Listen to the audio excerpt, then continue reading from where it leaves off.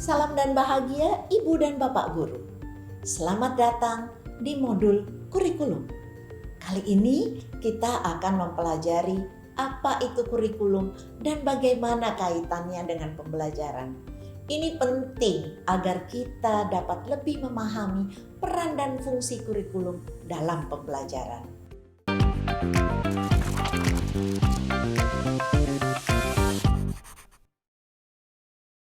Pak, Bu, kenapa air di rumah kami bau dan tidak jernih?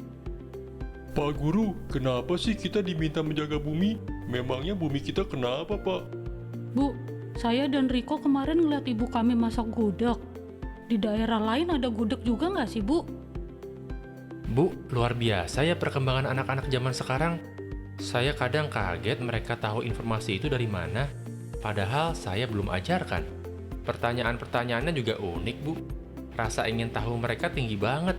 Misal, mereka ingin tahu asal-muasal makanan gudeg, bahannya apa saja, bagaimana cara memasaknya, bahkan sampai gudeg versi kaleng juga mereka tanyakan. Benar, Pak.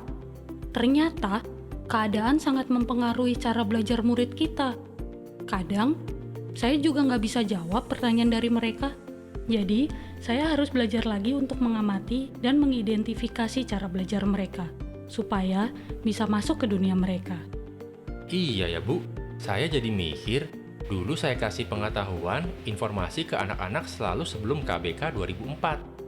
Setelah itu, mulai dari kurikulum 2006, 2013, sampai sekarang, ternyata peran saya bukan lagi sebagai satu-satunya sumber pengetahuan buat mereka. Kemajuan teknologi membuat pengetahuan dapat diakses anak-anak tanpa batas, membuat murid-murid kita punya banyak pilihan cara belajar. Iya, Pak. Berarti kita juga harus meningkatkan kompetensi kita nih, Pak. Wah, iya tuh, Bu. Pandemi ini awalnya sempat bikin saya pesimis dengan perkembangan murid. Tapi setelah saya rasa-rasa dan perhatiin, kok murid malah semakin berkembang dengan cara belajar mereka sendiri ya? Saya juga jadi terdorong harus melek teknologi dan belajar untuk mengimbangi dan membantu mereka. Betul, Pak. Ternyata memang harus kita pikirkan dan siapkan ya, kompetensi apa yang akan dibutuhkan oleh murid 10 tahun mendatang. Tapi gimana ya, Pak? Cara membangun kompetensi itu? Ibu dan Bapak Guru, terkadang kita abai terhadap perubahan keadaan. Kita menganggap pengalaman bertahun-tahun kita sebagai guru selalu mampu mengantarkan keberhasilan murid kita. Padahal murid hidup pada zaman dan keadaan yang sudah berbeda. Cara berkomunikasi, cara belajar, dan cara memandang diri dan lingkungannya berbeda dengan keadaan yang kita alami pada zaman kita. Nah, sekarang keterampilan dan kompetensi apa yang dibutuhkan murid-murid kita untuk berkontribusi dalam lingkup lokal, nasional, dan global? Bagaimana cara mereka belajar? Kurikulum seperti apa yang semestinya kita gunakan? Yuk Ibu dan Bapak, kita segarkan ingatan kita kembali. Apa sih sejatinya kurikulum itu? Sebenarnya sampai hari ini belum ada pengertian kurikulum yang mengikat secara universal. Meskipun kurikulum sering dimaknai sebagai keseluruhan pengalaman belajar murid, nyatanya lebih dari sekedar itu. Kurikulum itu kompleks dan multidimensi. Kurikulum dapat dimaknai sebagai titik awal sampai titik akhir pengalaman belajar murid. Kurikulum juga diibaratkan jantungnya pendidikan. Jika jantungnya lemah, maka proses penyaluran darah tidak lancar dan bisa berakibat fatal. Ralph Tyler dalam bukunya The Basic Principle of Curriculum mengungkapkan setidaknya ada 4 komponen dalam kurikulum, yaitu tujuan, konten, metode atau cara, dan evaluasi. Umumnya, beberapa negara mengklasifikasikan komponen kurikulum menjadi 3 bagian: tujuan pembelajaran atau konten, panduan pedagogi, dan panduan asesmen. Komponen itu dapat kita gunakan dalam mendesain kurikulum dan pembelajaran berdasarkan kebutuhan murid. mulai dari kompetensi apa yang akan dimiliki murid sampai proyeksi masa depan dan bagaimana cara mewujudkan atau mencapai kompetensi tersebut. Dengan begitu, sangat jelas bahwa murid menjadi acuan atau core dari kurikulum itu sendiri. Maka kemerdekaan murid dalam belajarlah jantung dari pengembangan kurikulum. Lalu apa sih peran dan fungsi kurikulum? Kurikulum adalah salah satu komponen penting dalam sistem pendidikan nasional. Kurikulum berperan sebagai pedoman dan acuan kita dalam pembelajaran. Maka fungsi kurikulum bagi guru adalah untuk memandu dalam proses belajar murid. Peran dan fungsi kurikulum dapat kita optimalisasi dalam kerangka yang pertama, mewariskan nilai dan budaya masyarakat yang relevan dengan masa kini. Kedua, mengembangkan sesuatu yang dibutuhkan saat ini dan masa depan. Dan yang ketiga, menilai dan memilih sesuatu yang relevan atau kontekstual sebagai kontrol sosial. Murid-murid kita yang beragam suku, budaya, bahasa, adat istiadat, dan agama harus menjadi pijakan awal dalam pengembangan kurikulum. Sehingga kurikulum dapat digunakan sesuai dengan konteks di mana satuan pendidikan itu berada. Ibu dan Bapak guru, sesuai peran kita sebagai ujung tombak implementasi kurikulum dalam proses pembelajaran, kita harus tahu bahwa kurikulum nasional itu perlu disesuaikan dengan kebutuhan satuan pendidikan. Oleh sebab itu, pengembangan kurikulum diperlukan di setiap satuan pendidikan. Disinilah peran kita sebagai pemilik dan pengembang kurikulum di satuan pendidikan. Kita harus melakukan adaptasi sesuai dengan konteks dan karakteristik murid. Begitupun dengan pembelajarannya. Kitalah yang lebih mengetahui kebutuhan murid-murid kita, kompetensi apa yang dibutuhkan, dan bagaimana cara mewujudkannya.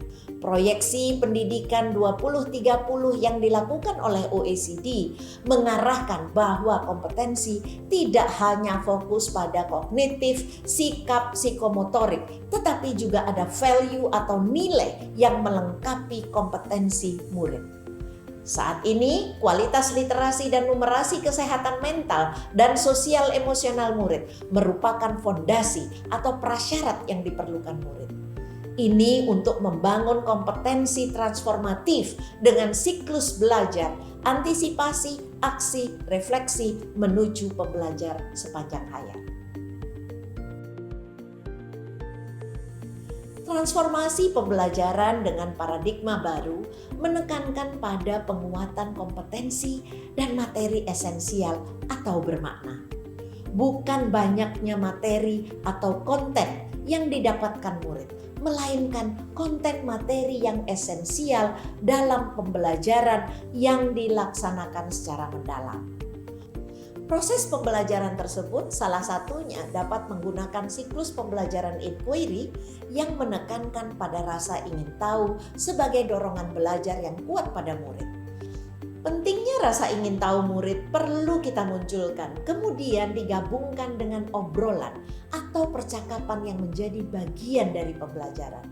Pertanyaan-pertanyaan terbuka seperti mengapa, apa, dan bagaimana merupakan cara guru untuk menstimulasi tujuan belajar murid, mengeksplorasi apa yang telah mereka ketahui sehingga menghasilkan dampak yang bermakna dalam penyelidikan-penyelidikan yang mereka lakukan.